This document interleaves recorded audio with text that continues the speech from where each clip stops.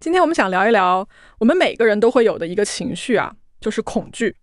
它是怎么在我们的大脑和身体当中运作的，以及为什么我们在现代生活当中经常会被这个情绪所困扰。我们首先要探讨的主题呢，就是恐惧的本质，以及大脑当中发生的那些闪电般快速的反应，尤其是这个杏仁核在接收到威胁的时候，是怎么在极短的时间内就掌控了我们的整个身体的。其实这个过程特别神奇，就是在我们大脑的颞叶内侧有一对杏仁状的神经核团，就叫杏仁核。别看它只有黄豆那么大，但是它就是我们最原始的那个保命的开关。所以说这么小的一个结构居然能够有这么大的权力。没错没错，而且它的反应速度快到你无法想象。多项科学研究证实，就是它可以在74毫秒之内就完成接管大脑，就比你眨眼还快。你想想，哈佛大学医学院有一个研究就发现，就是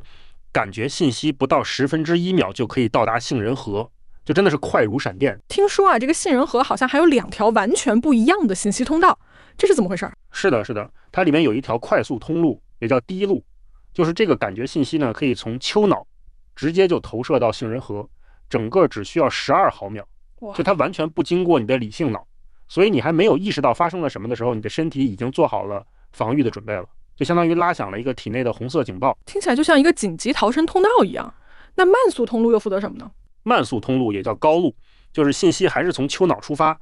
但是它先会经过皮层的分析，然后再到杏仁核，这就需要24毫秒。虽然慢了一点点，但是它可以帮你仔细的去评估这个危险到底有多大，就相当于一个军队里面的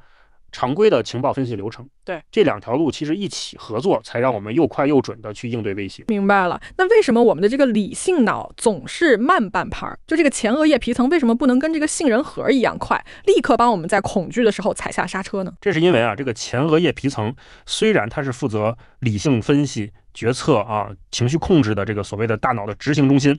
但是它启动的时间呢，大概要6秒。就这短短的6秒的时间差，就让我们在那一瞬间完全被这个杏仁核的本能反应所左右，所以我们就会常常做出一些没有经过思考的事情。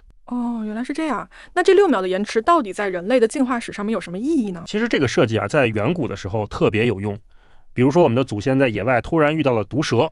那他根本没有时间去想这是什么蛇，有没有毒，我该怎么应对，他只能靠本能立刻做出反应，这样才有更大的机会活下来。我还有个问题啊，就是这种反应模式到了今天，会不会反而给我们带来一些麻烦呢？在现在的社会当中就会有点水土不服了。就比如说你在开会的时候被老板点名批评，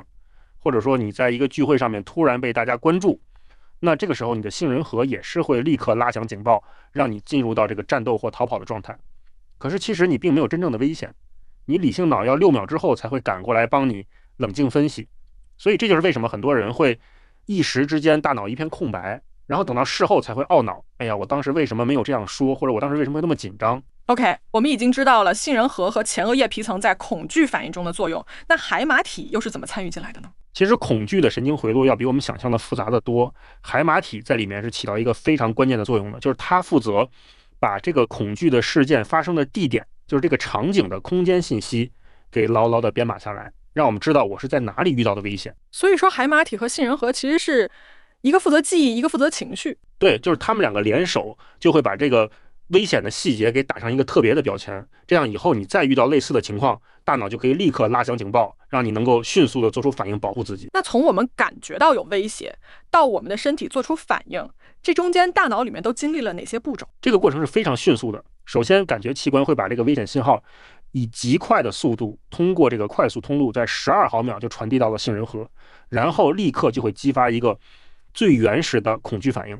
同时呢，这个信息也会通过这个慢速通路，在24毫秒的时候经过皮层的分析，得到一个更详细的评估。所以说这2条通路真的是相辅相成啊。那之后又发生了什么呢？接下来啊，海马体就会把这个威胁的事件变成一个记忆，储存起来，以备将来可以快速的识别。最后呢，前额叶皮层会在大概6秒左右的时候才介入，试图去调节控制这个恐惧的反应。这就是一个完整的从觉察到反应的一个恐惧的神经回路。下面我们来关注一下，当我们恐惧的时候，身体和感知上的那些奇妙变化。就比如说，为什么人在害怕的时候会觉得时间突然间变慢了？这个现象特别有意思，就是很多人都有过这种体验，就是比如说在车祸发生的那一瞬间，或者说从高处快要摔下来的那一瞬间，明明整个过程可能就只有几秒钟，但是大脑好像把每一刻都拉长了，就感觉好像过了很久很久。听起来就像是大脑给我们加了一个慢动作滤镜一样。有什么科学依据可以解释这种现象吗？有啊，比如说有一个针对蜘蛛恐惧症患者的实验，就是让他们去看蜘蛛45秒，然后他们却觉得已经看了56秒，而没有恐惧的人呢，就只觉得看了33秒。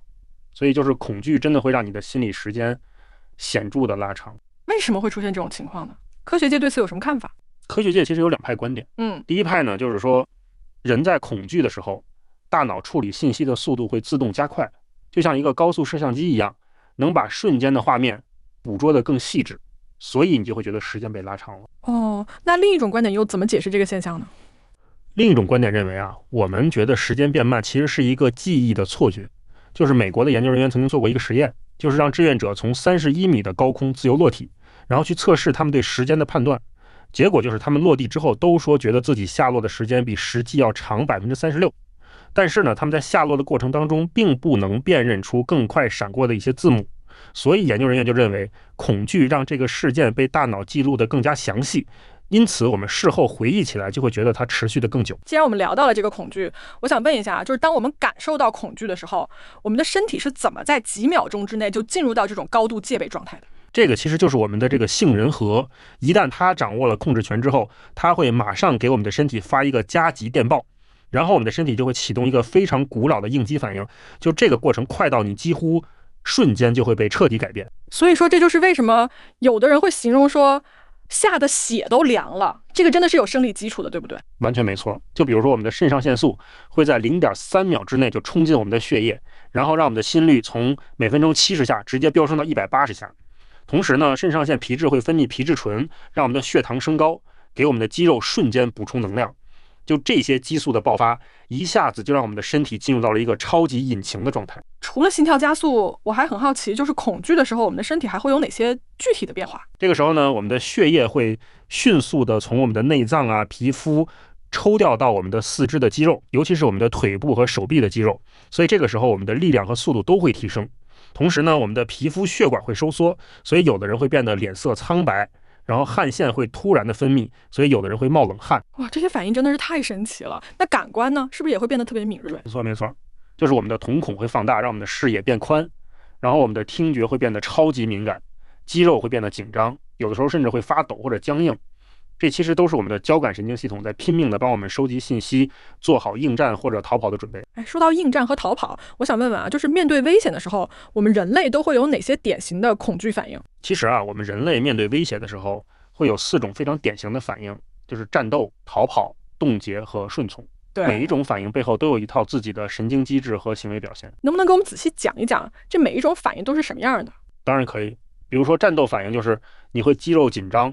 然后咬牙切齿，心跳加快，体温升高，满脸通红，就你觉得你可以正面去迎击这个危险。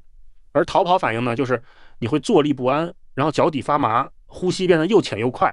你会不停的想要去寻找一个逃跑的路线，就是你明显就是觉得你自己没有办法对抗这个危险，你只能想着怎么跑。冻结和顺从又会有什么表现呢？冻结就是当你发现你既没有办法打，也没有办法逃的时候，你会全身僵硬，呼吸变得很轻，有的人甚至会觉得大脑一片空白，或者说有一种麻木的感觉。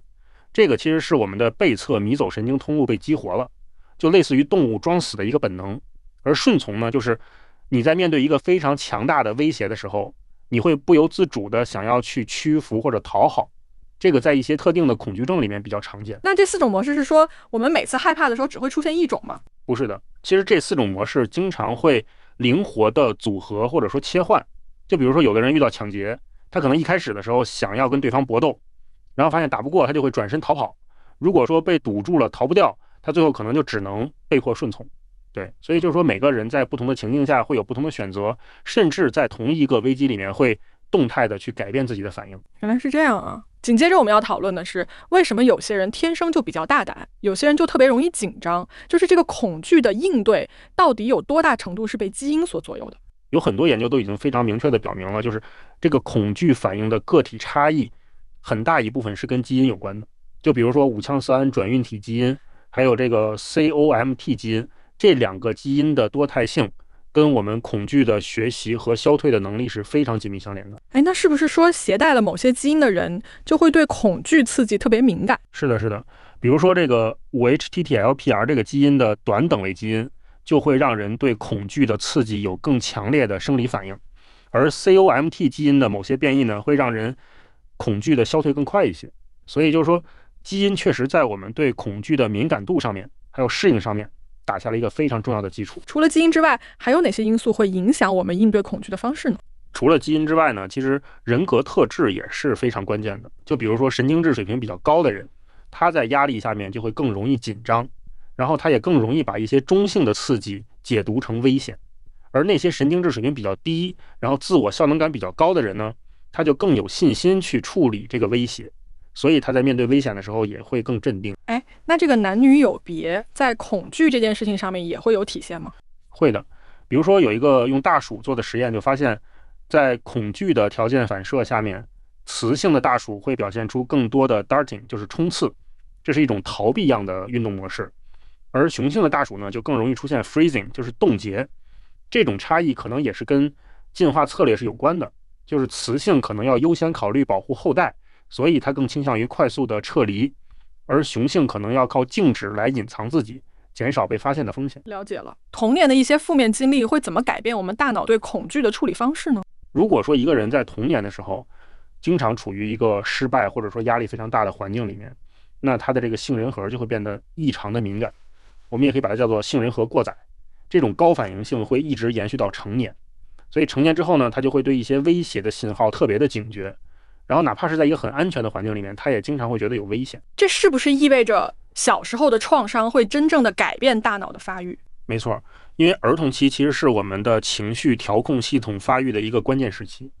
特别是在3到8岁这个阶段。如果说这个时候经历了创伤的话，是可以通过一些表观遗传修饰，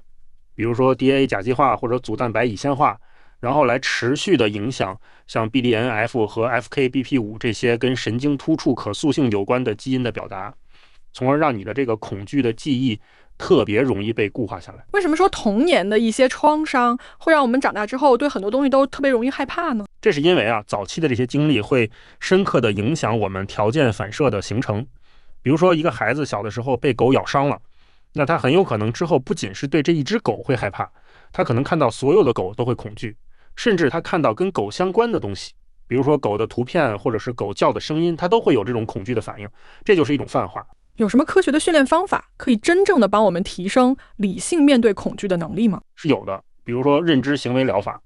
它的这个有效率是可以达到60%到90%的。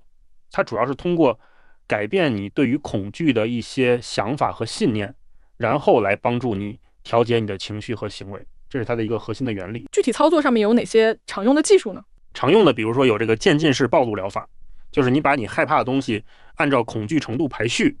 然后从最不怕的开始一点点的去适应，这个其实是非常有效的，在对抗恐惧症的时候。还有正念训练，它可以帮助你提升对恐惧的觉察，然后降低你杏仁核的这种过度的反应。还有系统脱敏法，就是你在放松的状态下一点点的去面对你害怕的东西，然后重新去建立一个新的安全的反应。这些方法听起来都很有道理啊，那他们背后有没有什么共同的神经科学的原理呢？其实他们都是利用了大脑的神经可塑性，就是通过不断的练习，让我们的前额叶皮层这个理性的脑区变得更强，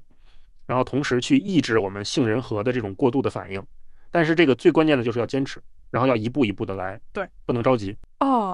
然后我们再来聊一个大家可能会非常关心的话题啊，就是当恐惧突然来袭的时候，有没有什么简单又快速的方法可以帮我们立刻平静下来？最直接的就是调整呼吸，因为我们在害怕的时候，我们的呼吸会变得又浅又快，然后会导致我们头晕、心悸、手脚发麻。那如果我们能够有意识的去放慢我们的呼吸，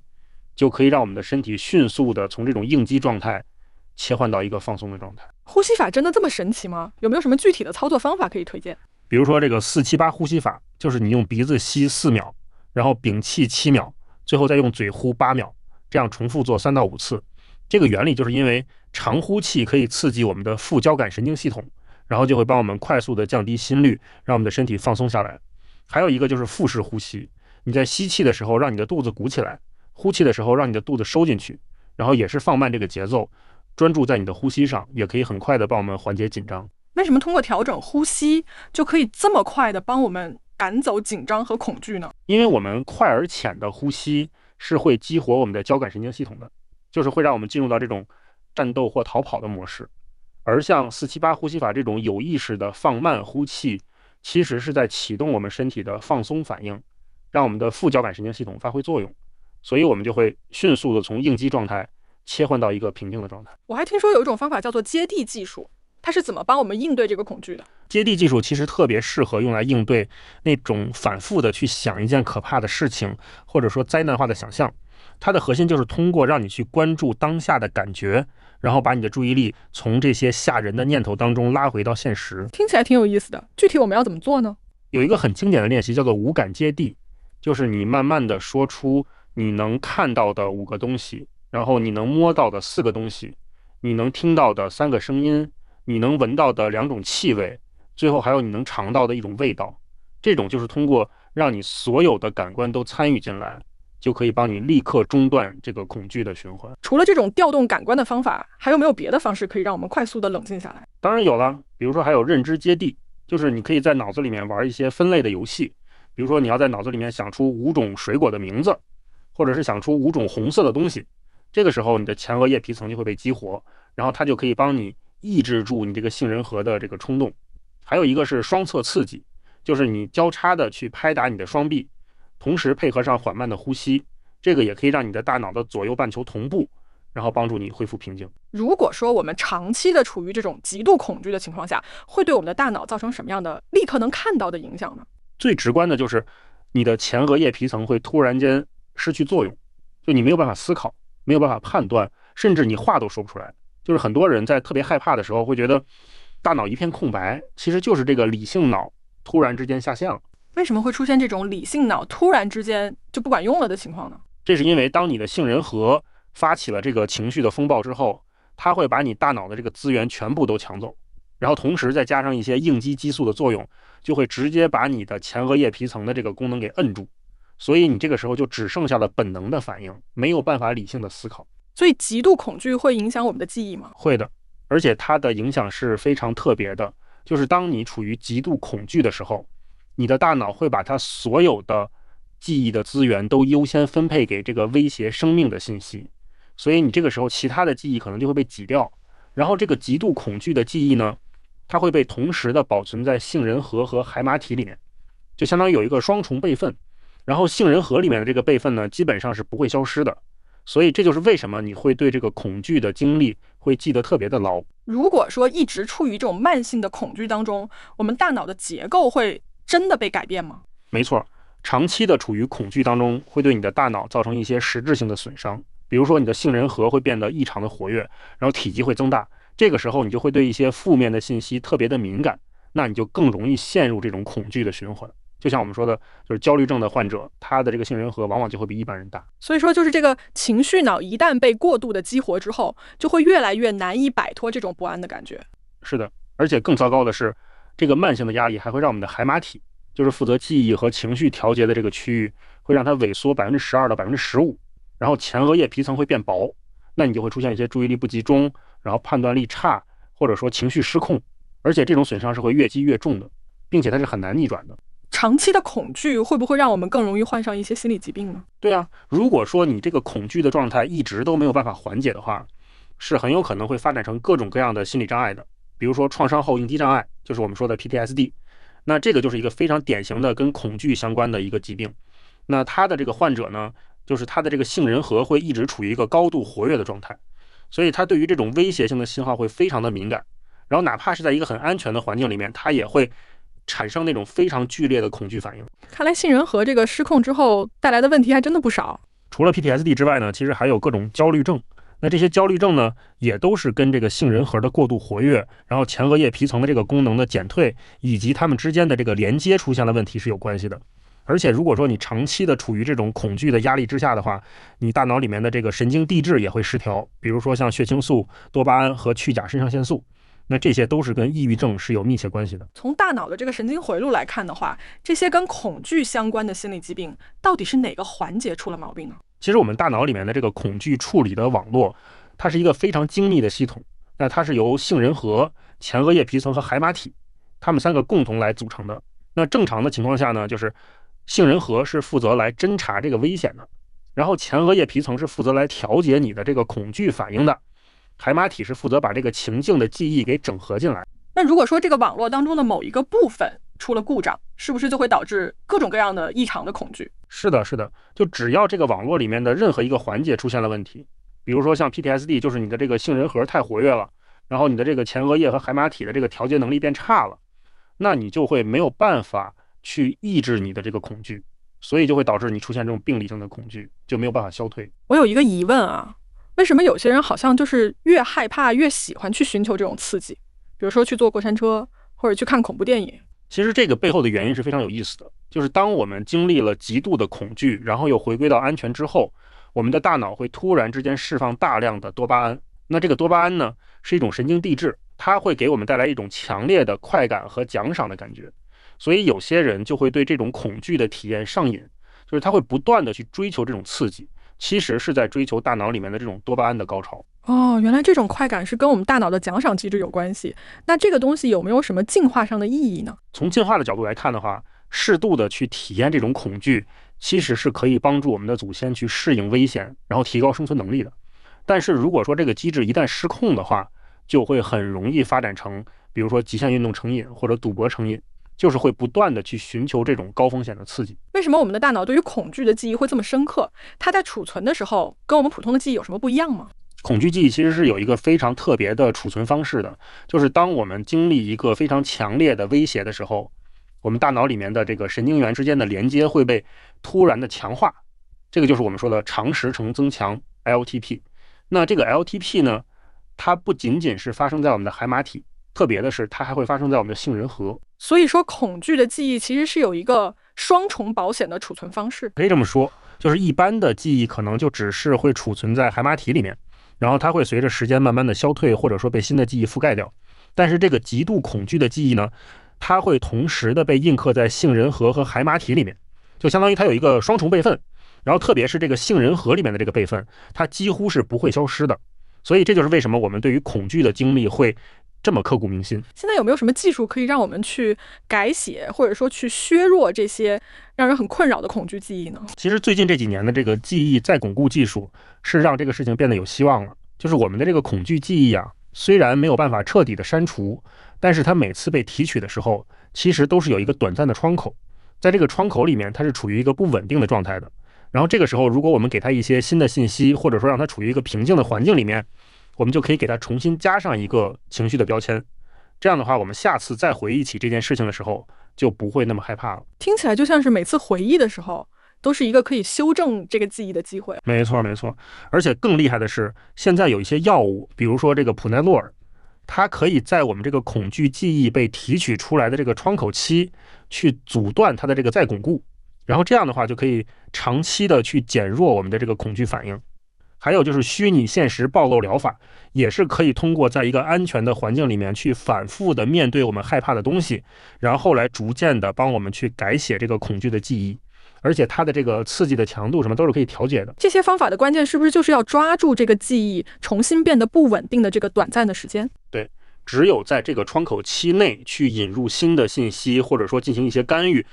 我们才能够真正的去改变这个记忆的情感色彩，然后让这个原本让我们很害怕的事情慢慢的变得不那么可怕。我们人类为什么天生就会怕一些东西，比如说怕黑、怕高，这些恐惧到底是怎么来的？其实我们很多的恐惧都是进化留给我们的一个生存的本能，就是在我们祖先的那个环境里面，他们经常会遇到一些比如说黑暗啊，或者是高处啊，或者是猛兽啊，这些东西都是会直接威胁到他们的生命的。所以那些能够本能的去避开这些危险的人，他们就更容易活下来，然后把这些恐惧的反应通过基因遗传给下一代。也就是说，我们现在的这些害怕其实是千万年的生存经验刻在我们基因里的。没错，没错。就像我们其实天生就只有两种恐惧，一个是对巨大的声音会恐惧，还有一个就是对下坠会恐惧。这两个都是不需要去学习的，就是我们大脑天生就设置好的一个警报系统。然后其他的那些恐惧呢，其实都是在这两个基础上，通过我们的生活经验慢慢的叠加起来的。我有个疑问啊，为什么蛇会成为人类最根深蒂固的恐惧之一？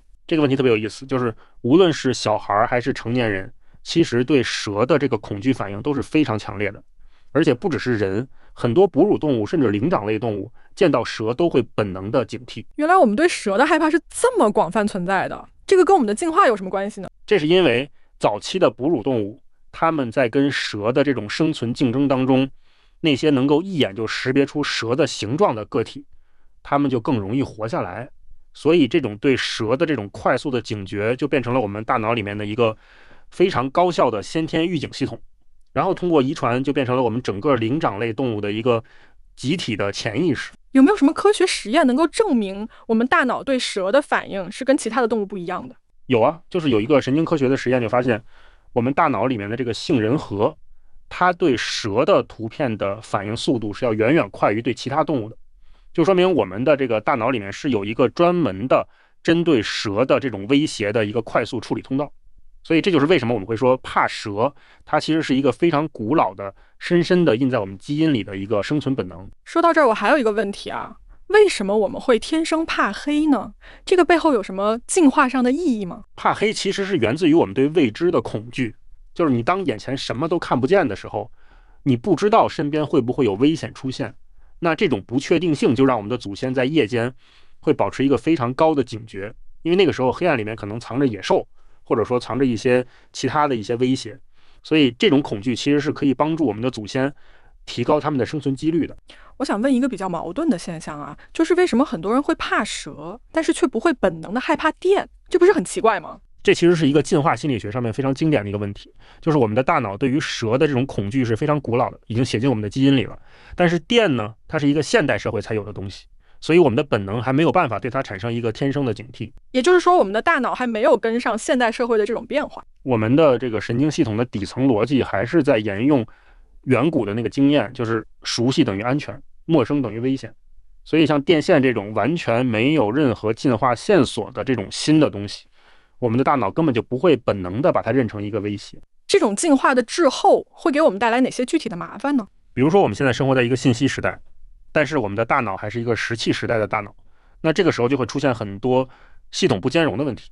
就像你用一个20年前的杀毒软件去保护你的最新的电脑，那肯定是漏洞百出嘛。所以这就是为什么我们会说在现代社会里面会有这么多的焦虑和心理问题的一个根源。能不能举个例子说说这种不匹配会在生活中有哪些具体的体现？就比如说我们的祖先，他如果被部落排斥了，那他可能真的就是活不下去了。所以我们的大脑就会进化出对这种社交排斥极度敏感的这样的一个机制。那现在我们在社交媒体上面被拉黑，或者说在开会的时候被批评，其实我们的大脑还是会把它当成一个生存威胁来反应。所以这就是为什么我们会说这个系统版本不匹配是导致我们现在这个焦虑症泛滥的一个很重要的原因。我们现在要聚焦的就是这个恐惧系统它的运作流程，以及它在现代社会当中经常会出现的一些失灵的现象。就是我们从遇到一个威胁到做出反应，这中间大脑都经历了哪些步骤？整个这个流程其实是非常迅速而且非常复杂的。就是我们的这个感觉器官首先会接收到这个外界的刺激，然后这个信息呢会兵分2路，一路呢是走这个快速通道，就是12毫秒就可以直接到杏仁核，然后另一路呢是会稍微绕一下，就是24毫秒经过皮层的分析再到杏仁核。哦，原来这个信息是这样，以不同的速度同时传过去的。那之后又会发生什么呢？接下来就是杏仁核会在大概0.07秒的时候就会做出一个危险的判断，然后它会马上让我们的身体进入到这个战斗或逃跑的状态，